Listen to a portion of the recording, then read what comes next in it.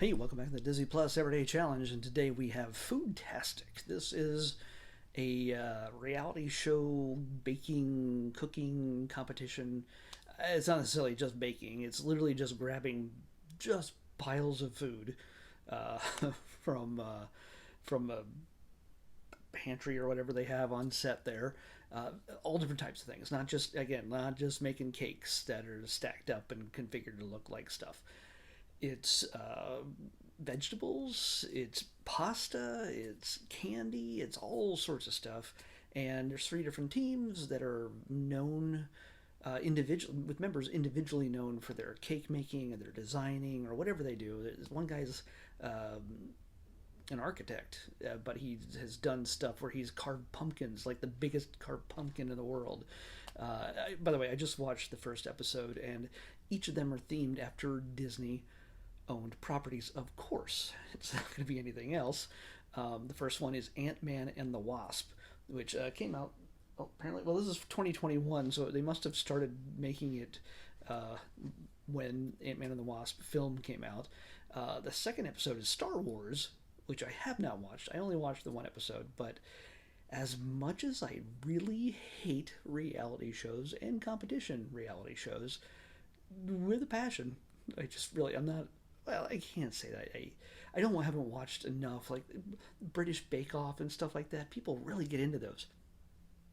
I've never really watched it, so I can't hate something I've never seen, and that's kind of part of what I'm doing here. I'm actually going, hey, look, Disney stuff, and I try to look for the best in everything, and I had to do that with this as well.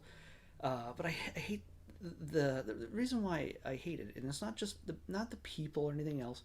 It's the weird, pumped up type of drama that's created to make this more interesting than it really is. It is literally just a couple people, three sets of people having conversations while they mash together piles of food in configurations that look like a scene out of Ant-Man and the Wasp, or their own story, technically, that branches out of that movie somehow.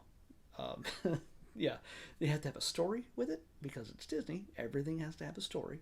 They have to use the ingredients that's provided for them, and it's not like a limited. Oh, you can only use fish and cheese or what. It's they have an endless supply apparently, and whatever they don't use, they make sure that will go to a food bank. So anything that's left over, all the piles of white chocolate they didn't melt, well, that's going to go to a food bank.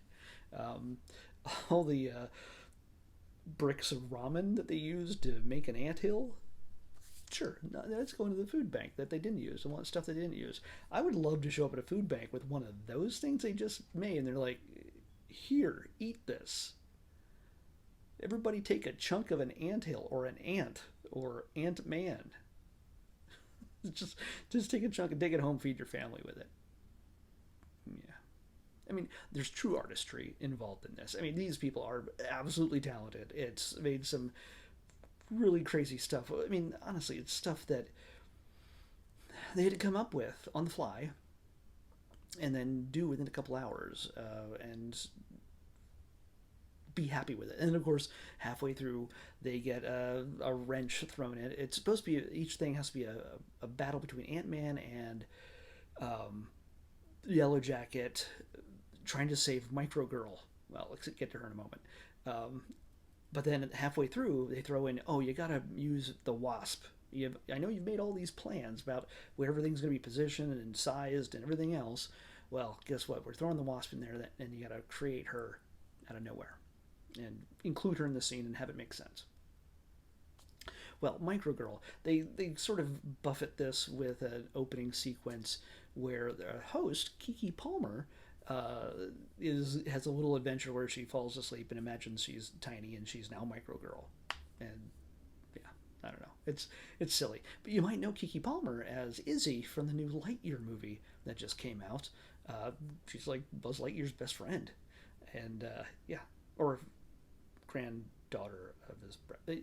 Either way, if you haven't seen it, I'm not going to spoil it. So yeah, but she's really important to the movie, and she's very enthusiastic. I think she also plays Maya on The Proud Family, and she's done a bunch of other stuff. She's a musician, a singer, I guess, because she's has a ton of music videos in her thing. And yes, I'm super ignorant of music that wasn't made in 1980. Sue me. So, uh, so yeah, it's she's a pop star, and she has a ton of music videos. I did some research, a little bit. So anyway, it ends the way you think it is. Two groups leave in disappointment, while one marginally does better than the other two, and they get an award that they will treasure always.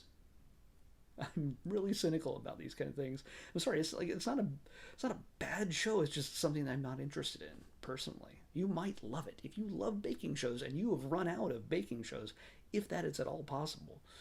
Uh, I would say, and you love like Marvel and Star Wars, and oh, by the way, did I just break something? Oh, that's awful. Marvel and Star Wars, and of course they do all the other, not all of them. They do a bunch of other Disney properties: Wreck It Ralph, Beauty and the Beast, Toy Story, Pirates of the Caribbean, a bunch of others. There's like 11 episodes in this season. There's one season. It's from 2021. They're about 45, 44 minutes each, and yeah, it's you got to be into this kind of thing to really get anything out of it. Although I will admit that I might watch the Star Wars one, and then I'll watch how it starts out, skip over the fake drama, and get to the end where the final products are made, and I'll go, oh, that's a cool Death Star cake or spaceship pasta, whatever, that kind of thing. That's what I'll do. So, yeah, I could have done it with this, but I'm doing it for you. I'm watching at least one episode so I can actually have something to say about these things. Can't fake it. I mean, I could, but man, it would be so much worse than it already is. Let's pick tomorrow's episode. Two. Two. Well, very forthright. I wonder if this is one of the dogs. Yep. It's got dogs in it. 101, in fact. This is 101 Dalmatians. This is the 1997 film. Is it the, oh that I think that's the live action one with Glenn Close as Cruella.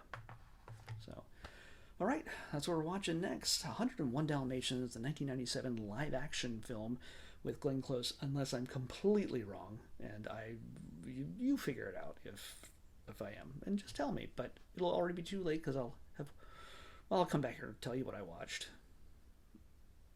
Yeah.